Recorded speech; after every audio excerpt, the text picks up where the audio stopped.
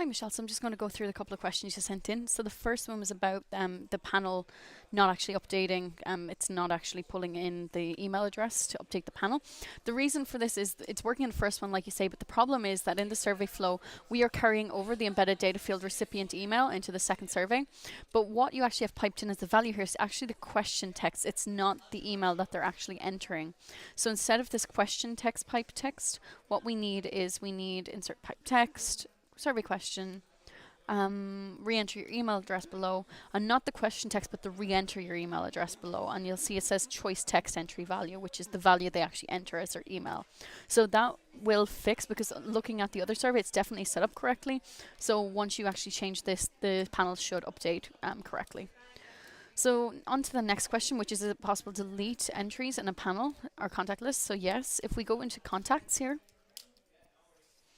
and I'm just going to choose a random panel for now. I'm not going to actually delete anyone, but we will just choose next page. We'll go to, for example, the mindfulness group as an example.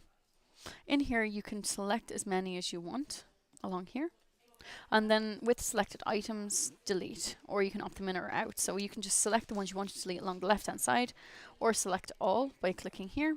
And then with the selected items, you can delete them. So that's the fastest and easiest way of deleting panel members.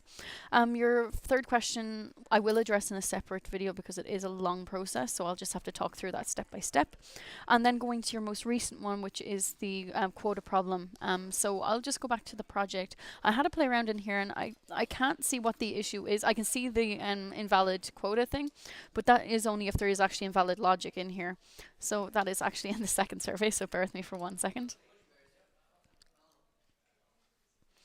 So here we are, survey 2. So if I go into quotas in here, I have a look and I see all of these are perfectly fine.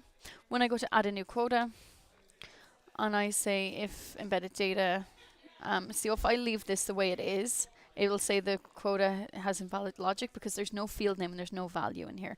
So if I enter head code and put a value of A, for example, that does go away. So the only reason that would be in here is if there's no response actually entered in either of these boxes. So I don't see that happening at any other stage. So can you just give this another try and see if you know, if it's still appearing for you, please let me know.